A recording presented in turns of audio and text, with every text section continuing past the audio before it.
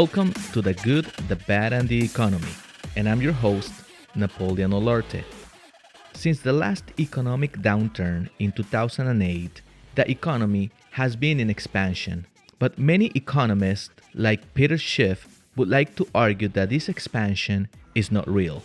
It has no real support because the Federal Reserve bailed out the financial system, stimulating the economy by lowering interest rates and applying quantitative easing, which in simple terms is nothing else than throwing money into the economy. Not letting the economy correct itself as it should, the Fed had created an artificially overextended period of expansion, and over the last few months it has gone into a faster gear. With quantitative easing coming to an end in the last 2 or 3 years, and huge government spending creating low unemployment and increased consumer demand, what it results is that inflation has gone to the roof. Now, high inflation is good if you have debts, but it can be detrimental to the regular consumer's pocket. In order to slow down the economy, the Fed needs to increase the Fed funds rate, which is the rate that the Fed lends to banks overnight. This increase makes the banks increase their own interest rates for short-term consumer debt like credit cards and car loans. And if the market anticipates that the Fed is likely to keep rates high for a longer period, long-term rates will also increase, like the rate on the 15, 20, and 30-year Treasury bill, from which mortgage rates are derived. Now, this increase in the Fed funds rates should decrease consumer demand as everything gets more expensive. But the problem with this is that the Fed doesn't know how fast or slow to raise interest rates. If they raise interest rates too slowly or not enough, inflation might not get under control. And if they raise rates too much and or too fast, consumer demand would get so low that inventories would increase and companies would have to lower production, potentially laying off employees, which would cause the economy to spiral down into a halt. So the Fed has to trial and error economic data as it works the economy out of inflation. In addition to that, you have government spending that doesn't look like stopping anytime soon. Just look at the inflation bill passed last week. Instead of easing inflation, it looks like it will stimulate inflation even more. If I were to make an analogy out of this, imagine a train that at the beginning it was hard to get it to go, but over time it took off at a fast speed, faster than it really should have gone. Somewhere along the way, you would notice the train tracks going forward approaching a turn.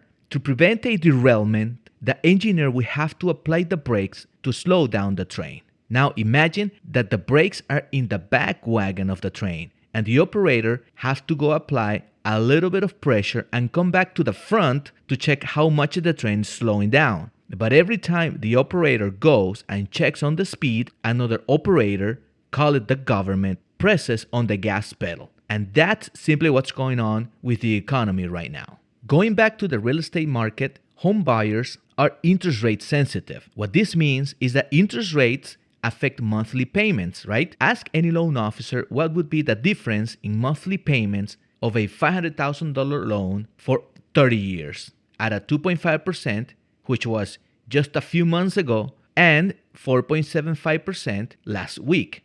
I'll tell you, it's about $700. The problem with this is that wages do not increase before or at a faster pace than inflation, leaving many would-be buyers out of the game. As buyers get priced out of the market shifts, and sellers who are in need to sell might resort to becoming more flexible and may drop prices out of fear of not being able to sell their homes. As these dynamics of a market shift dilute into the consciousness and expectations of both buyers and sellers, with buyers stepping to the sidelines, waiting a year or two for prices to drop, and sellers dropping prices each time more aggressively, while interest rates keep on increasing, is what makes the market slow down. It slows down in what sense? Lower number of transactions and lower prices. For real estate professionals, that means less number of commissions. Now, some agents might have worked for years to position themselves ahead of the market. And what I mean by that is that they have worked hard for the last few years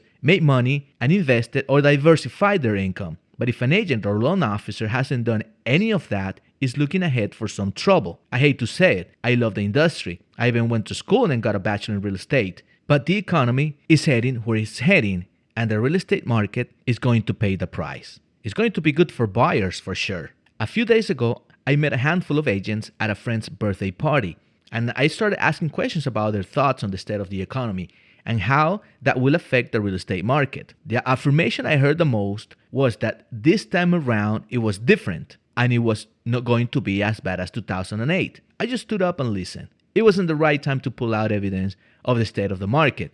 It was a birthday party. But of course, it is different. Every time is different. The last time, we didn't have the inflation factor, the reckless government spending, and years of fantasy expansion due to lower rates and quantitative easing. The forces are different, and a couple things have to happen for the market to turn around when it's all corrected, and that would be either wage increasing, pairing up to inflation, the Fed stopping increasing rates, or a combination of the two.